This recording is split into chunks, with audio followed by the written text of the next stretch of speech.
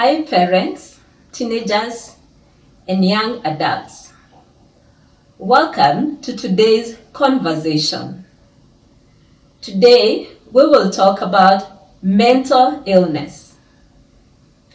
You'll agree with me that the cases of suicide are increasing in alarming rates, not only in Kenya, but in the world in general. Suicide is evidence of mental illness. Mental illness is as a result of extreme stress. As a teenager or young adult, you may be wondering what are some of the symptoms of mental illness. The symptoms include suicidal thoughts. If you've been thinking about committing suicide, or planning to commit suicide, then you're suffering from mental illness.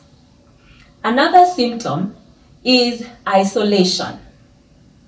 There's a girl I talked to, and she told me when she was suffering from mental illness, she used to hide under the bed while in school. People are in class learning, but she's in the dormitories hiding under the bed. So isolation. You want to isolate yourself from your friends, from the teachers, and at home from your parents and siblings. So isolation is another symptom. Another symptom is restlessness. You don't feel settled. So that is another symptom. Other symptoms include sleeplessness. You go to sleep at night, but you're not able to sleep for 1 day, 2 days. Then it means you're suffering from a mental illness. Other symptoms include hallucinations, nightmares, feelings of low self-esteem, feeling worthless, feeling hopeless. You wake up in the morning, you have no motivation. Instead of feeling enthusiastic, rejuvenated that you have rested, you wake up feeling like you don't want to work. You feel like you have no energy. Fatigue, feelings of fatigue. All these feelings are symptoms of mental illness. So when we realize that we are suffering from a mental illness, what should we do? It is important to seek help. Seek help.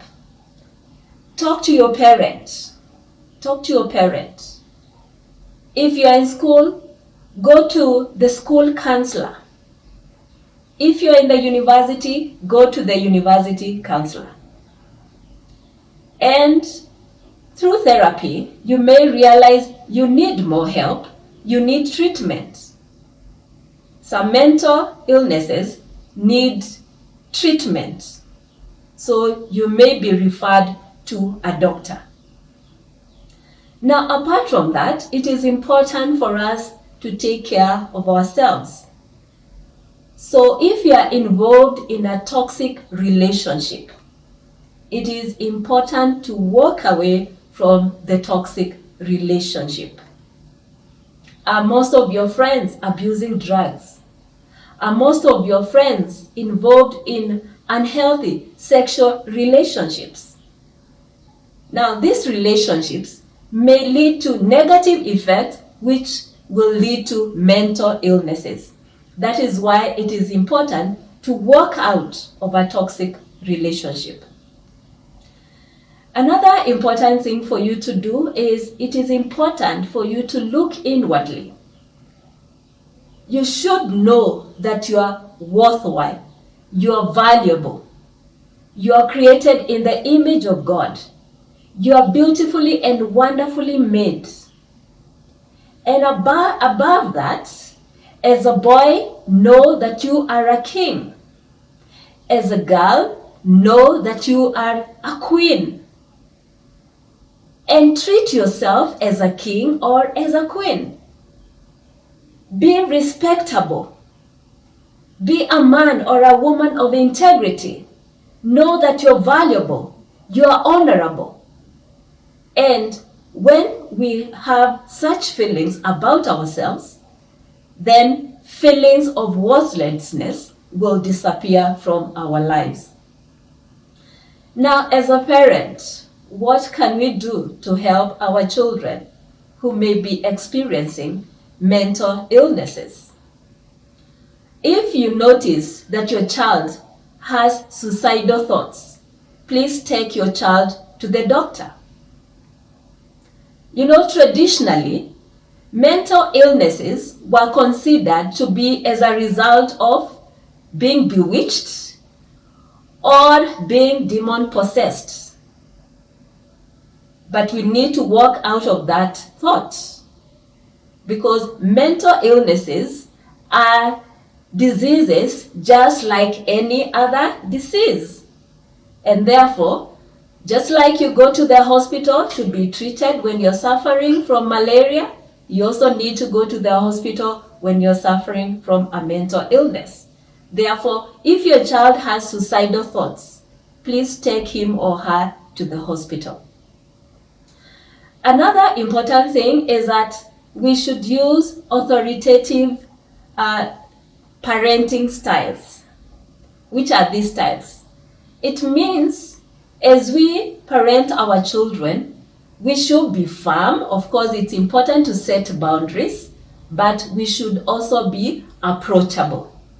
Be firm but approachable. Sometimes we are too firm and we don't give allowance to our children. We are too firm sometimes and we are not approachable. Because I've talked to so many girls and boys who are suffering out there, and yet they cannot tell their parents. Why? Because we are not approachable. So let's also look inwardly as parents, and let's break the wall that is between us and our children, because there seems to be a wall. When children are in trouble, they are not running to their parents. And parents are not able to help their children.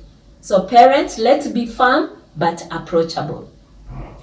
Another important thing is that it's good to establish routines in our homes.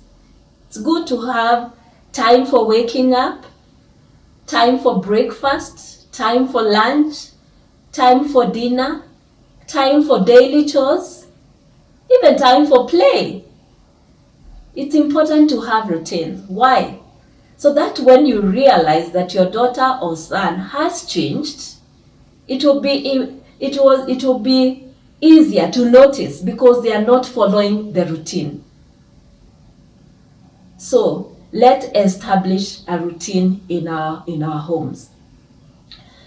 So parents, teenagers, and young adults, mental illness is a big topic. We may not finish everything about it today. And therefore, I invite you to the website. There are courses on mental health, courses on drug addiction, courses on parenting, and courses on career guidance. So please visit the website and get more details. Don't forget about the house. It is an essential guide for parents and teachers in helping their children maximize their God-given potential. Also, the whys is there in the website. It's about questions frequently asked by teens and preteens.